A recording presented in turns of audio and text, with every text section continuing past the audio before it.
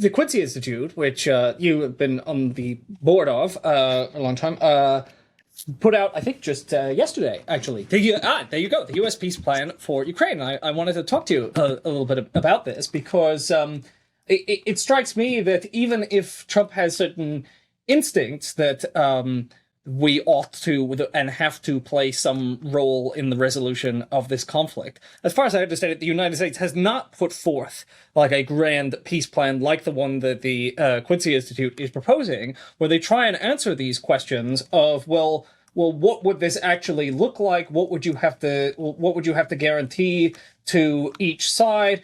Can you tell us a little bit?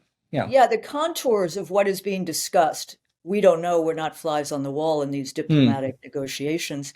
Hew fairly closely to what Quincy has put out in his summary statement. I mean, the fact that NATO is off the table, if someone is honest in a European government or elsewhere, they will admit to that.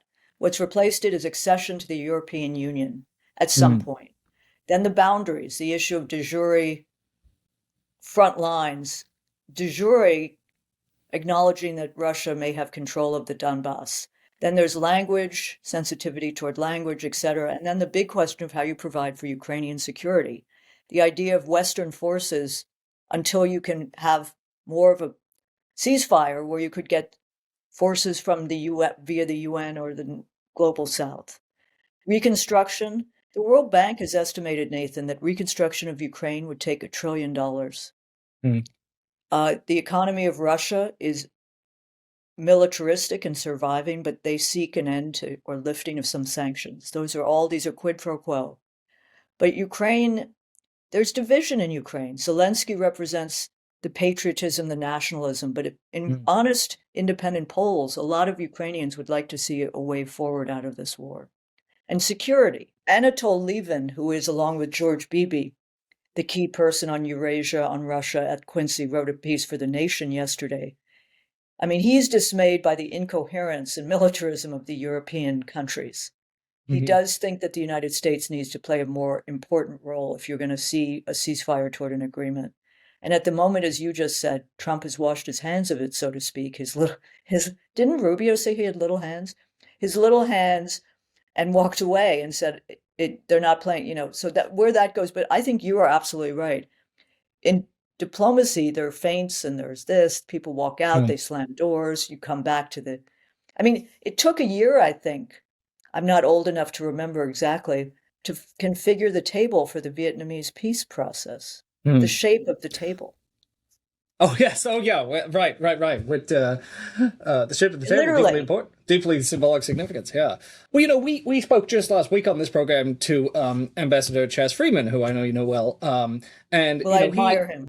Yeah, very sensible guy, and an expert on all of the sort of major conflict zones in the world right now. Expert on China, Russia, Saudi Arabia, and the Middle East. So we talked to him about all three of those places. But I mean, he argues that over a course of decades there has been this kind of erosion of U.S. diplomacy.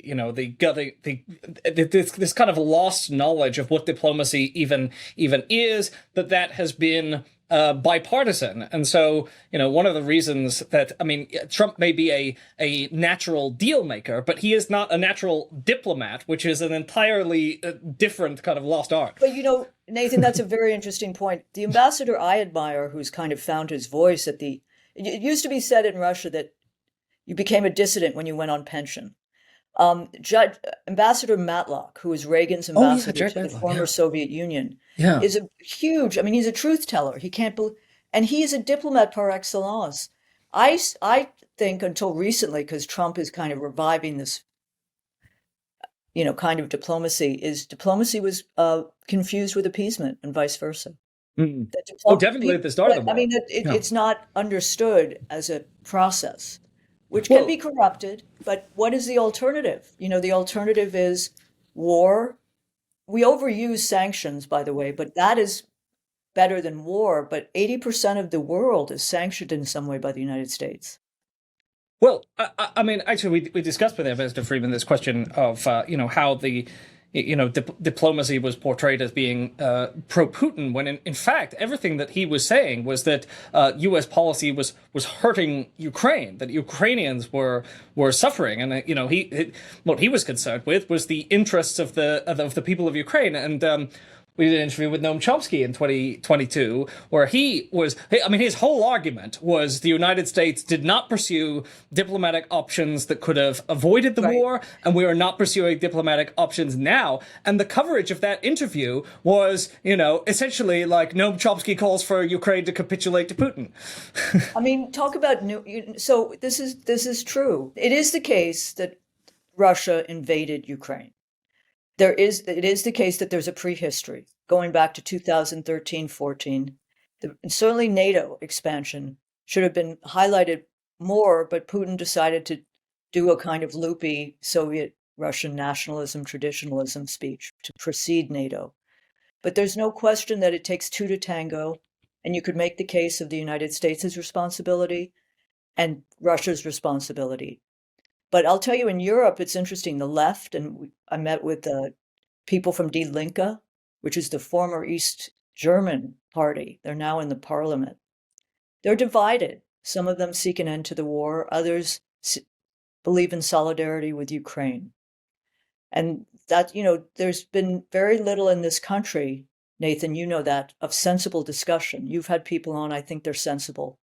But too often speech, as has happened during the Iraq War, the Vietnam War, others, if you say something reasonable, you can be equated with being, a Putinist, which is just a classic way to disable honest, real, rigorous debate. It still goes on. I mean, the Democratic Party, sadly, and we were talking bipartisanship, the Quincy is considered transpartisan, which I like, but the Democratic Party has found, because Putin has been equated with Trump and vice versa, this negligent way, reckless way of equating anyone who talks about a way forward so that more thousands of men won't be killed as a Putinist, a Putin puppet. Yeah. Very dangerous. I mean, in that first year, I believe it was the Congressional Progressive Caucus put out a letter that just said, we need to try and facilitate some kind of end to this war and pursue negotiations. And I think they were forced to withdraw the letter because, there was such immediate backlash to this. The irony of that, I was in Washington that day. Just to backtrack for a minute, Pramila Jayapal, the chair of the Congressional Caucus, had circulated that letter about 2 months earlier and had not gotten sign-off from a more recent letter, but not to go there, but to say that very night, Quincy and Acura, a group I'm involved with, the American Committee for U.S.-Russia Accord, weirdly held a panel with Ambassador Matlock, two others, on the Cuban Missile Crisis anniversary, which gave a sense of irony and eeriness to a discussion about how people shouldn't seek a diplomatic exit from Ukraine, but instead more militaristic. I think, Nathan, one of the problems is our policies have become so militarized. We sometimes have like the generals who come on TV, who basically don't even acknowledge what they own in defense stocks. But the conversations turn to military so quickly that there's not a sense of politics, history, or diplomacy. I was just trying to look up something that was in the New York Times just about a few days ago, which was rather remarkable, which so there has been, since we last talked, a little bit of a shift, a little bit of an opening on discussion about the Russia-Ukraine war. But the New York Times ran an article on the war recently that stated, just as a fact, as a basic fact of the conflict, that the prospect of Ukraine joining NATO was so threatening to Moscow that it became one of the causes of the most devastating land war in generations. That's stated in a New York Times piece, and I remember that, people like you, people like Professor Chomsky, people like Ambassador Freeman, Ambassador Matlock were saying this in 2022, and this was considered a pro-Russian perspective. It was considered out of bounds. Now, some of this, to be fair, when the war was launched, Putin didn't begin by geopolitics. He didn't begin with that. Like NATO expansion has been detrimental to security. He did do a whole thing about Ukraine and Russia and a history that is alien or not understood by many, so people fixed on that as opposed to what you just read. The most stunning article, Nathan, was an investigative one-year project in the New York Times about a month ago. I think it was called The Intimate Relationship between Ukraine and the United States. I mean, it was literally it opened in Ramstein, Germany, with American generals sitting with Ukrainian generals plotting the next moves, plotting intelligence moves. I mean, it was like, and that has to be extraordinarily threatening to a country like Russia, Soviet Union, which just marked 80th anniversary of World War II's end, where every family, not to politicize or weaponize this, every family lost someone. And you have NATO up to your borders. I mean, it's kind of like, what? Why? What? And by the way, has NATO made us more secure?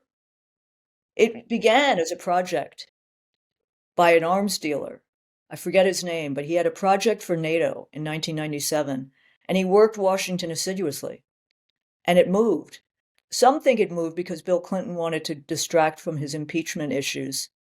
Some believe that he wanted to expand because of the Poles and Baltic countries, constituencies in this country.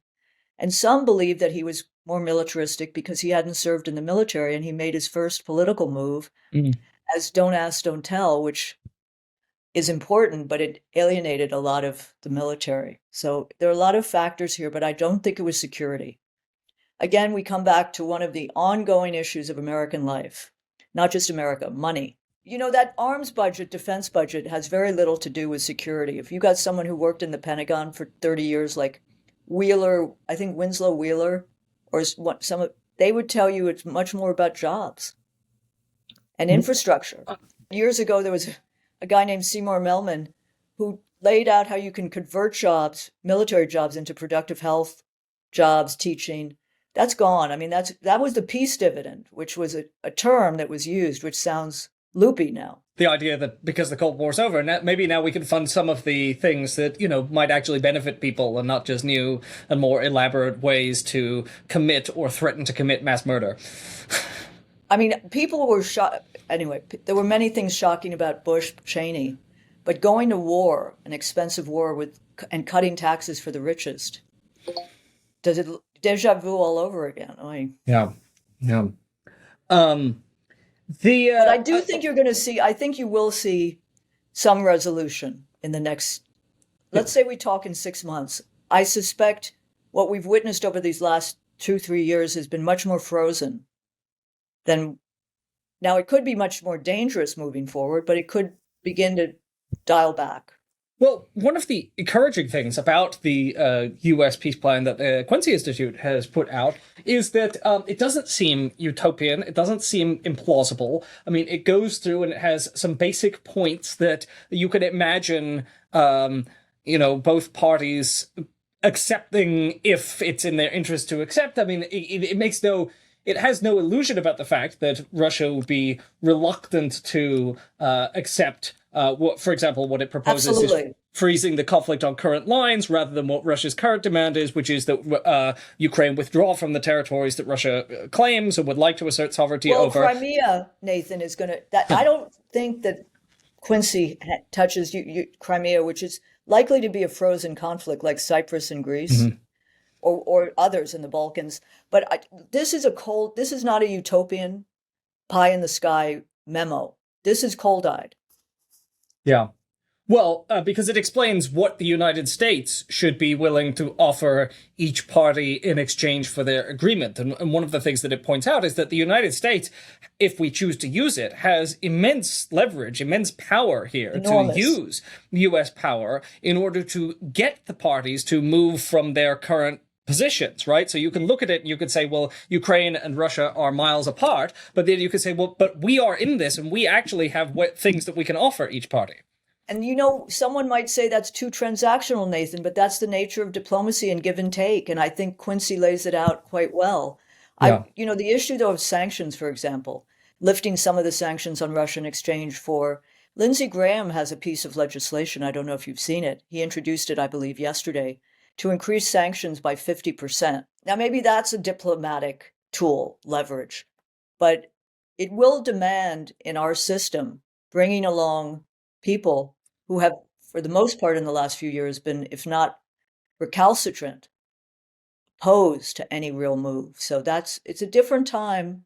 And I think it's gone on for so long. There are constituencies in both Russia and Ukraine. and people, first and foremost, who would like to see this war end. I, I remember in 2022, around the time when we were first talking, the Carnegie Institute put out something that was very good that was about sanctions and saying one of the big problems with US sanctions on Russia is that they don't come with descriptions of the conditions under which they would be lifted, right? So if you want to use sanctions as a tool to compel someone to do something, then you have to show them what the out is that they could get out of the sanctions. And if you don't do that, then they have no reason to alter their behavior. So this was a Biden foreign policy move. To a large extent, the sanctions are punitive. They're not incitement to find a way out. There's no incentive system, as you might describe it. That's changing. And there is more talk about lifting some of the sanctions. But the process Quincy lays out, and again, Anatole Lieven wrote a piece for The Nation, which is very much what you just said, Nathan, which is the United States, I don't know if that means Donald Trump, has to play some role because Europe and the European Union is kind of incoherent right now.